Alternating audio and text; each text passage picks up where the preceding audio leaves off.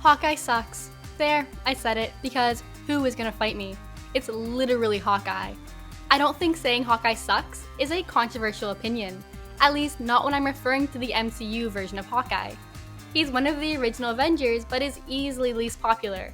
He's a little bit boring, has a pretty lackluster ability, and is consistently the weakest character in the Avengers.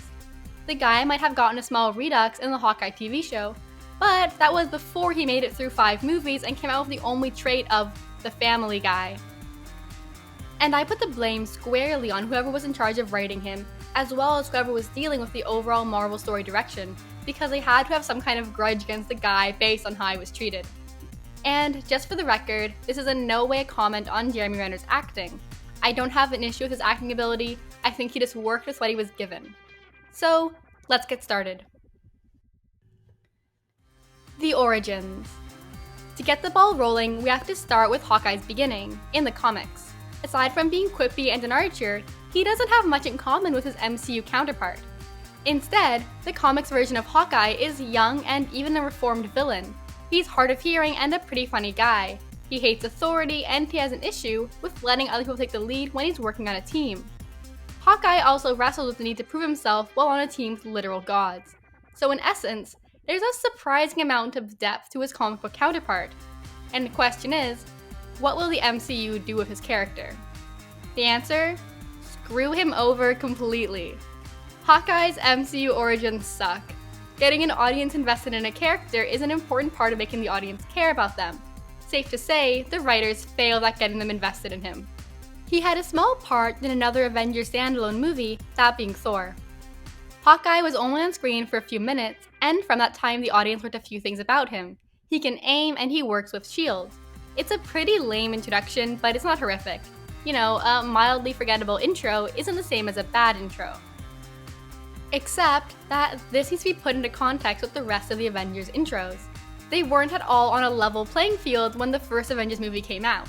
Iron Man already had 2 movies made about him, Captain America and Thor had 1 each, and the Hulk had an admittedly pretty terrible movie that Disney still refuses to count as the MCU to this day, but people still knew who the Hulk was beforehand. In the Avengers, the characters follow a pretty standard model for character development.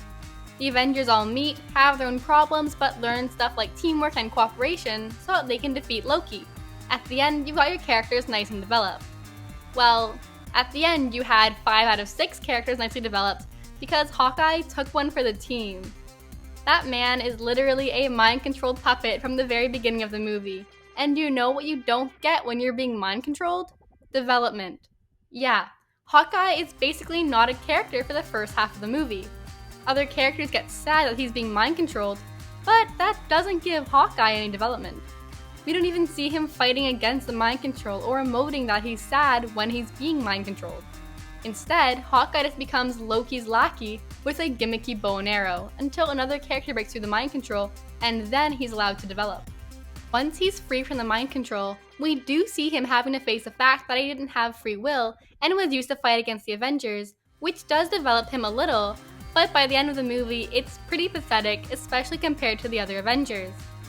So now the writers have a problem. They've got 5 out of 6 developed Avengers, and Hawkeye. So it's panic mode time because Avengers 2 Age of Ultron is rolling along and the audience doesn't care very much about one of the characters. So to get the audience to care, the writers decided to give Hawkeye a family. It's an easy shortcut to getting the audience invested in him because now he has something to lose, not to mention that adds a lot to his character because he just had a whole secret family hidden away all this time. Well, that's what the writers wanted the audience to think. In reality, I think everyone was just really thrown by the whole thing, and then they spent like 20 minutes being confused while the Avengers chilled in a barn before getting back to the plot. So the writers also threw in another way to develop Hawkeye's character, and that was to make him a mentor figure to Wanda and Pietro. Now, this also could have kind of worked. It's a tried and true method of humanizing a character. Just look at how successful the Peter Parker and Tony Stark dynamic was. Except that Pietro dies at the end of the movie, and Wanda really doesn't seem suited for a mentor.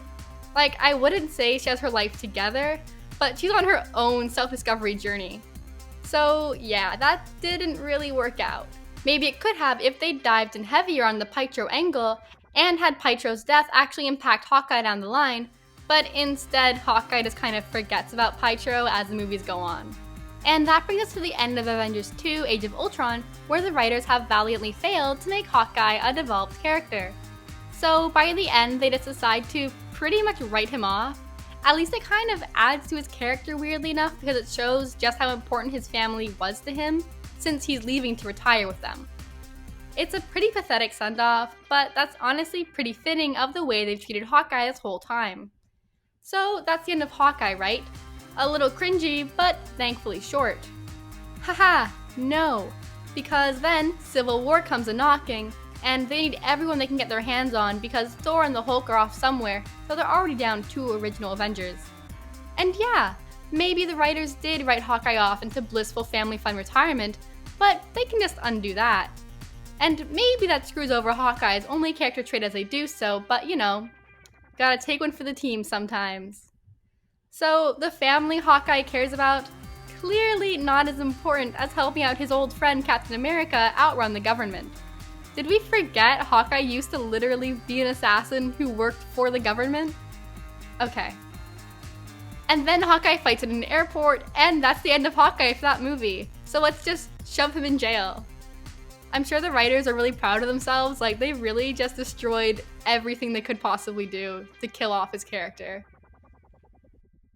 They literally don't even have him in Avengers Infinity War, which is honestly just kind of hilarious. Like literally every single Avenger is there, except for this guy and Ant-Man. But honestly, no complaints.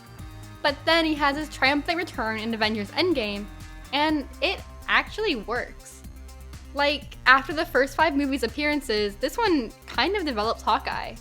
First, he literally loses his entire family. You know, RIP. Which is pretty brutal when they've established it as your only character trait.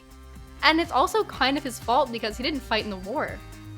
And then there's a 5-year time skip, and now he's just a crazy assassin without morals, straight up killing people left, right, and center, which is very different from the Hawkeye we knew.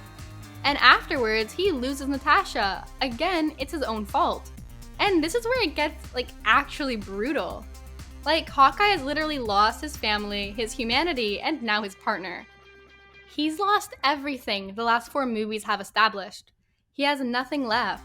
His entire worldview, personality, and self-perception have changed. I was already impressed when I saw this because for the first time I was actually feeling empathy for him and the losses he'd faced. And then, in the blink of an eye, he gets his family back. Now he has to face his past, his future, and come to terms with everything he's done. This was the first time I actually wanted to see what Hawkeye would do next. I was invested in his story, wanting to see how a person who lost and gave up on everything would react to having the thing that mattered most to them back in their reach. I didn't think it would be as simple as reverting back to the quippy, bland Hawkeye he'd once been. He had fundamentally changed as a person, but his family hadn't. The last 5 years of mourning, misery, and desperation had gone by in a blink of an eye for his family. They didn't even know he'd been snapped, so how was Hawkeye going to adjust to having them back again? Hawkeye the TV show. Second chances? When Hawkeye the TV show was announced, I was actually excited. I was wondering where they would go with his character. Would he hide that he was Ronin from his family? Was he the same man he'd been 5 years ago? Would his family accept him back knowing what he'd done, or would Hawkeye find himself unable to adapt to living with his family again? He had literally seen his family die in front of his eyes and mourned for them. How can you go back to living with them again? So everything was pointing for Hawkeye to be a soft reset. Hawkeye the show was aware of the Hawkeye sucks problem. Mommy, a superhero! Wow, Stevie, you want to say hi? Come on, kid. Puny tourist. Hey, look, that one's you. No, it's Katniss Everdeen. Let's go. The chance for him to finally have a personality that was more than just being the family guy, and to let the audiences be invested in his journey. And then I watched the show, and Hawkeye reverted back to the same guy he'd been before the snap. All that potential character development just thrown to the ground. It was like watching someone step in front of a train because they literally just murdered any chance Hawkeye had of mattering to the audience. And that's what kills Hawkeye for me, because I had the chance to really explore a unique character dynamic that hadn't been involved in the MCU or its 20-something movies at this point. And the show does give him like a modicum of development. Yeah, he still cares about his family and he feels torn between his role as hero and to his family, but it's not very interesting because his family have the personality of bricks, which, I mean, I guess it's genetic. Introducing that Hawkeye was hard of hearing was actually interesting and made him a much more well-rounded character, but I don't think it really made the audience more invested in him or what would happen to him. The show also makes a big deal of making over Hawkeye. He's got a new suit and even helps a dog, which is a well-known trick to make an audience like a character. The whole show seems to think the problem with Hawkeye is a branding issue. Your problem is branding. The thing is that you're low-key. It's a very hard brand to sell. Well, I'm not really trying to sell anything. Right, it should technically make you cooler, but I think with all the scary stuff that's happened since the Avengers appeared, people don't want that cynical, cool thing anymore. They want sincerity. Which is what Kate Bishop is convinced about, and she tries to rebrand him for the entire show, as if that'll fix the Hawkeye sucks problem. It honestly doesn't work, but we'll talk more on that later. And that was the last time we saw Hawkeye, at least at the time of this video. He's established the new Hawkeye, Kate Bishop, and from what I've seen, she's a much better written character than he ever was.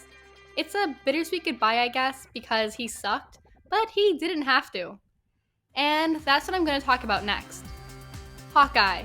Is he a man or is he a plot device?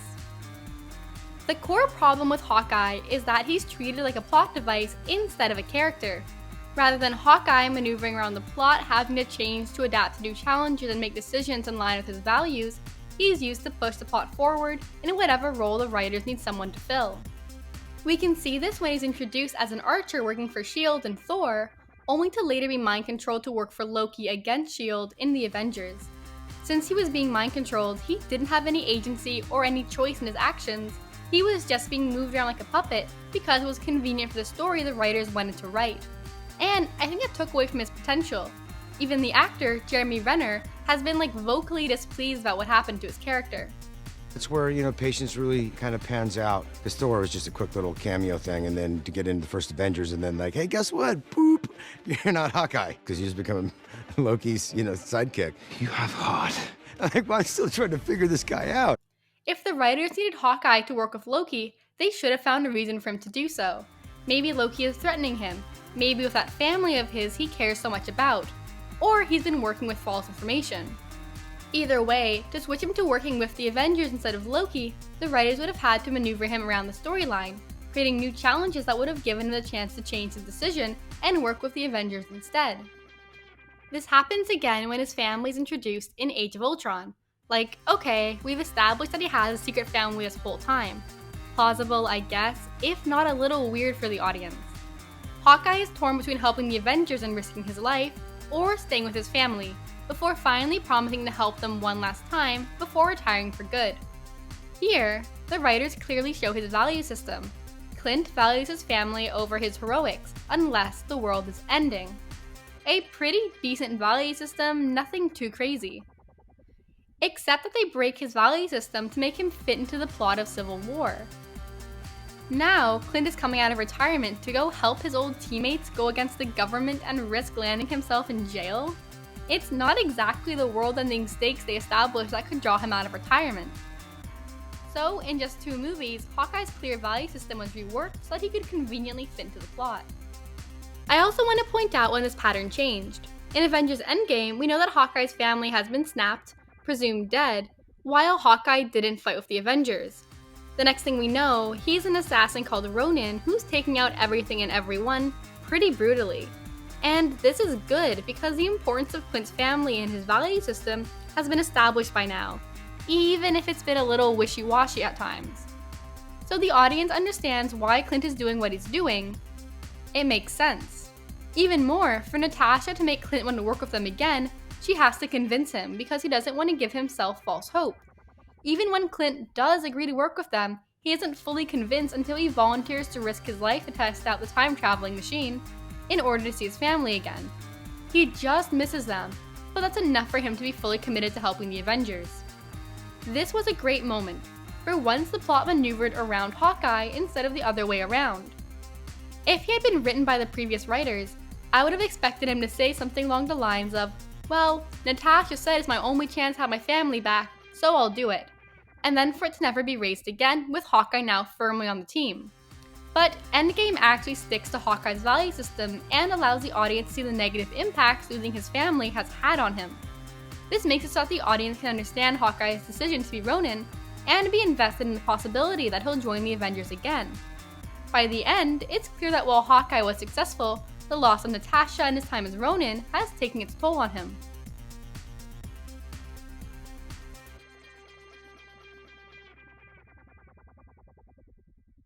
Audiences don't invest in plot devices. They're just tools used to make a story good. But it's not something that the audience actually cares about. What makes them care is the stakes, the characters being challenged, and what they'll lose if they fail. If a character will betray their own morals to accomplish a goal, or if they'll give up accomplishing their goal to keep their morality. Using the sacrifice to get the Soul Stone as an example, the audience doesn't really care that it requires a sacrifice to get the stone. They care about what the characters will do when faced with that situation. Do you sacrifice your best friend or yourself for the chance to bring your loved ones back to life? Endgame asks that question of Hawkeye and the Black Widow. While the audience might roll their eyes at how contrived it is, it's also telling that both characters immediately go to extreme lengths to sacrifice themselves rather than the other way around. This is another example of Endgame using Hawkeye as a character instead of a plot device, as it confirms his own value system again, that he'll stay away from risking his life unless his family is at stake, as well as the love he has for Natasha, who he also views as part of his family. And this is why the Hawkeye TV show bugs me so much. After all that, the next time we see Hawkeye, he's reunited with his family and is 99% back to normal. A little sad when he sees Natasha, but that's it. Because instead of maneuvering to make their TV show work, they decided to change Hawkeye in order to jam him into the plot the way they wanted to. It doesn't matter that they establish that Hawkeye views Natasha as family and that losing his family devastates him. Instead, Hawkeye is just a little mopey. Could have created the same story revolving around a very different Clint. One who's grappling with a family he mourned being back, a family that expects him to be the same person he used to be, even though he isn't anymore. He could have still kept the costume of Ronin, been living a double life and seeking out to make sure the rest of his family is safe forever. Maybe he and his kids could have been struggling to connect since they're such different people now. If they'd done any of those things, I think the audience might have finally cared about Hawkeye. The show acts like it's a branding issue, but it's really a character issue, because after years of using him as a plot device, they expect a purple makeover, some quips, and a snarky sidekick to make up for his back and forth value system. Personally, I don't think it worked, which is why I still say Hawkeye sucks, but he almost didn't. And that's the end of that. I hope you liked it. I obviously don't think too fondly of Hawkeye, but I do remember being legitimately let down when I saw Hawkeye the TV show and I was like, oh, so that's where they went with it. Also the fact that Natasha died and got the most disrespectful funeral in the world when Tony Stark got a super amazing ceremony thing. Yeah, I have thoughts on that too, but everyone has talked about that already. So I'm only a little bit bitter. So yeah, I hope you enjoyed. I guess that's bye for now.